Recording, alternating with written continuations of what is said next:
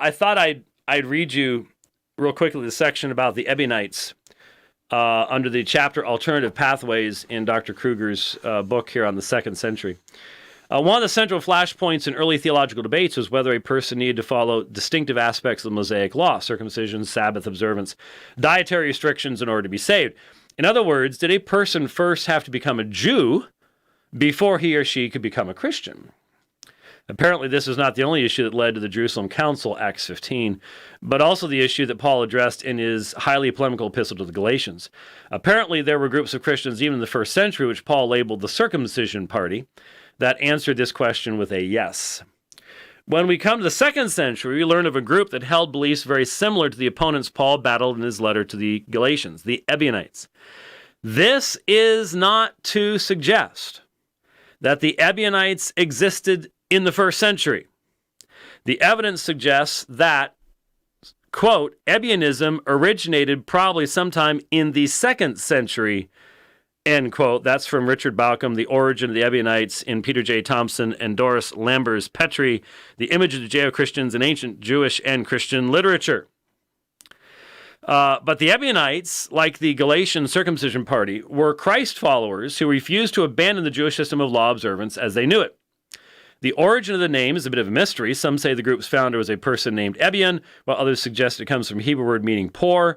Regardless, Irenaeus tells us that those who are called Ebionites practice circumcision, persevere in the observance of those customs which are enjoined by the law, and are so Judaic in their style of life. As a result, and not surprisingly, they repudiate the Apostle Paul, maintaining that he was an apostate from the law. You can see why our Muslim friends like to turn the Ebionites into early Muslims, basically.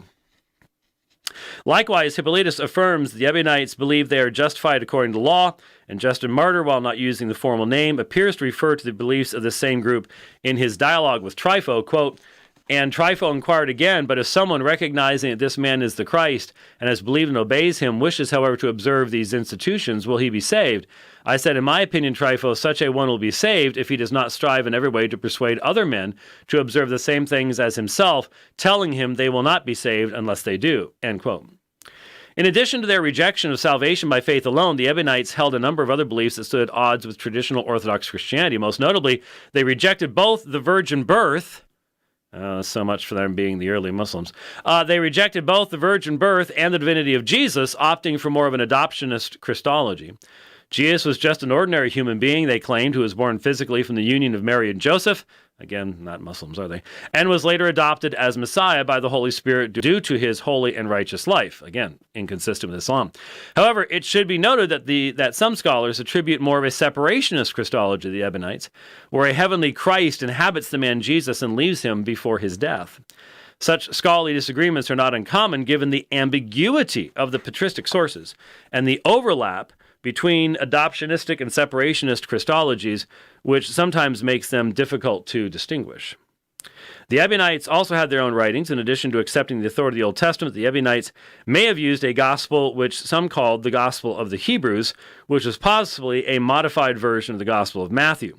Scholars have dubbed this mysterious gospel the Gospel of the Ebionites. Noteworthy among the features of this Ebionite gospel, at least according to the excerpts from Epiphanius, is the fact that it did not contain the account of the virgin birth, which would make sense, obviously.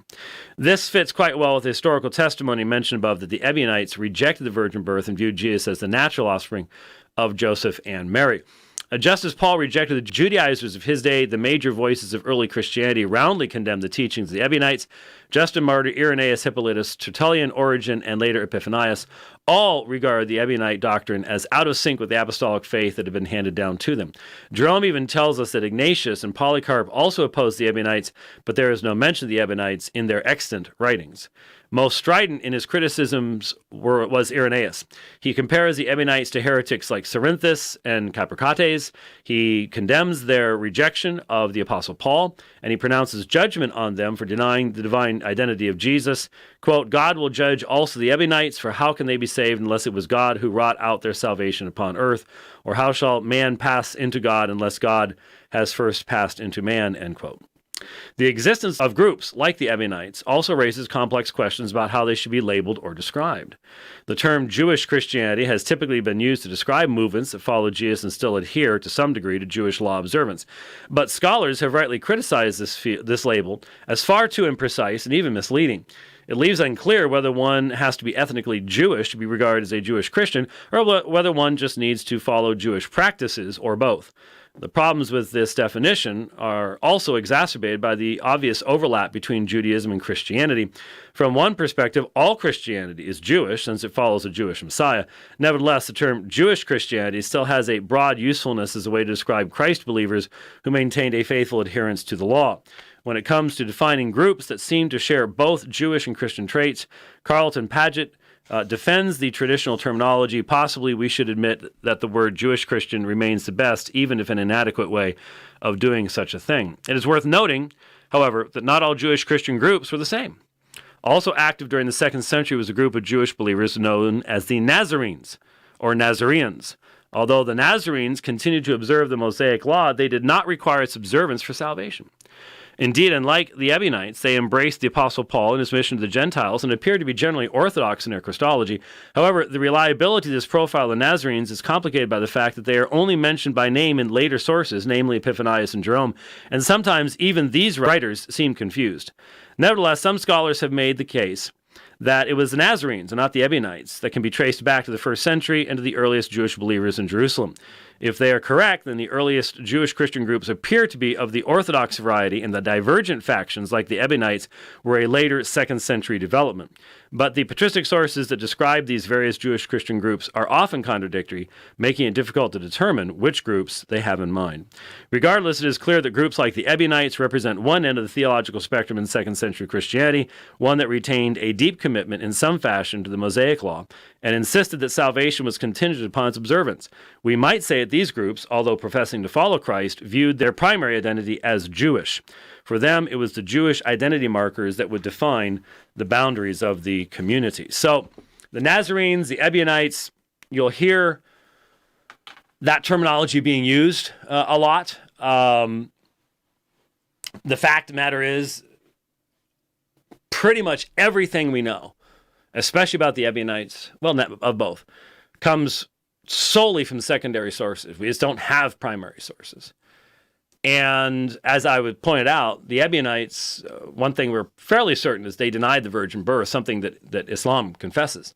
So when you find these Muslims who are sort of trying to turn the Ebionites into early proto-Muslims, you might want to remind them of that particular problem, that particular issue.